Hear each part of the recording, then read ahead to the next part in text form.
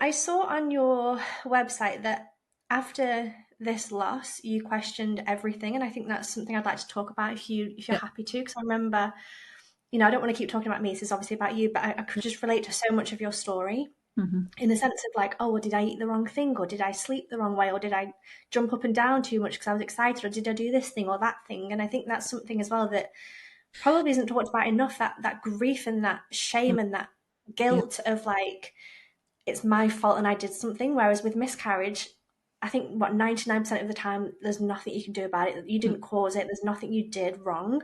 But those thoughts do seep in. Yeah. Mm-mm.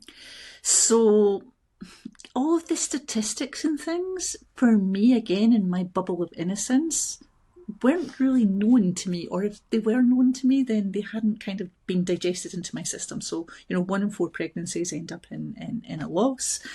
Yeah, the stories in my family, as I say, were all about fertility. My brother's first child was stillborn at 5 months. Oh, My wow. parents had a loss between me and my brothers. These stories aren't spoken about now. I do remember my brother obviously being pregnant, or his girlfriend at that time being pregnant and such likes.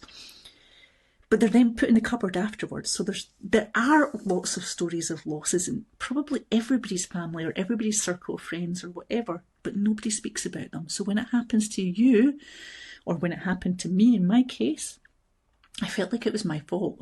I Mm. felt, God, have I done something wrong?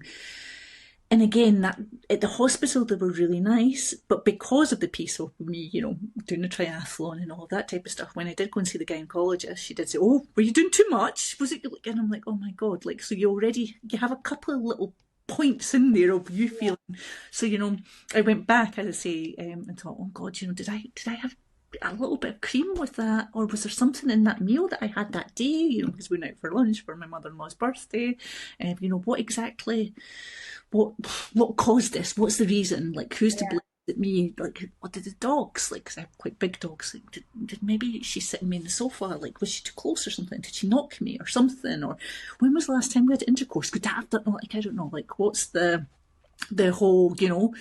What's the reason? Who's to blame? Is it me? Whatever. And just the shame around it is then, yeah, so, but I think a lot of it is the stories that we hear as well, is then people don't speak around that. And as I say, this is why I think it's wonderful that you are doing these YouTubes and